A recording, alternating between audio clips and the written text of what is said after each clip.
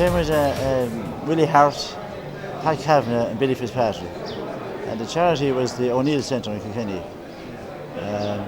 It's tough going now, but we tried hard. We were good day yesterday, not so good today. We were second yesterday, we got 1,500 I think for the charity in Kilkenny yesterday, so it's a first for Kilkenny since the event started. I played last year and really enjoyed it, and Bernard and Freddie just asked me to give a hand this year, and after playing it last year I enjoyed it so much I was just delighted to be asked to come out to give a hand, and probably wasn't unhappy not to have to play the golf. It's great to see so many ex-players, you've lost touch with some of them over the years, and 3 or 4 days out here is great to catch up, and you can see the competitive streak in guys. Like even today with the final day, guys are really trying out there.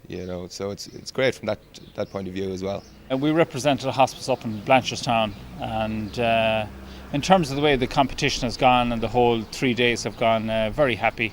Ran like clockwork, and probably testament to the amount of preparation and organisation that was put into it at the very beginning. Wouldn't be very happy with the way my team performed this week.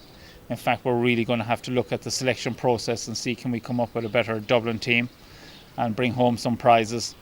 But overall, I think very fruitful exercise. The money was raised and will be spread out quite well actually over the provinces and over the country and over the amount of charities, which is important. Well, obviously being a Kerry man, I'm representing Kerry. I was over here also last year when Bomber Liston was actually the captain.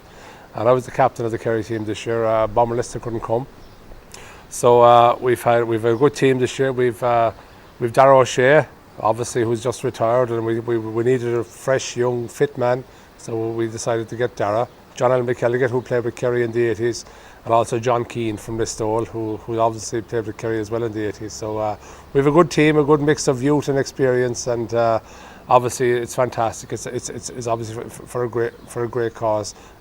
Our charity is an unusual kind of a charity, and a lot of people might know about it. It's Beer for Battens. It's the Saoirse Foundation in Kerry. There's a couple of kids down in Castlemaine who are obviously need a lot of help and a lot of money, and that's who we're here representing. We were lucky enough to get sponsorship from the Kerry group back at home, so we're delighted to be here. But it's absolutely fantastic. There's obviously 32 counties represented, as well as Croke Park, and it's great to meet up with all the players, and it's a fantastic concept.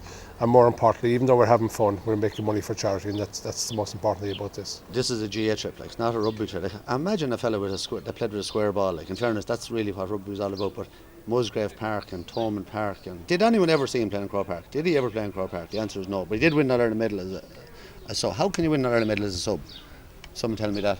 But I know. But Mick played football for Kerry. He's a very shy sort of a retiring individual. We'll have to listen about the Cala, and they went to Australia. The same old stories every year. But GAA has been much funnier, much more natural, and but he does his best now. In fairness, even for a big awkward sort of fella there, he does his best playing golf and everything like that as well. And you need a few old plodders like that and mullickers, on a trip. So feel a bit sorry for his teammates having to put up with him. But there you go. What can you do? He does his best and he buys a few old drinks now and again for the lads.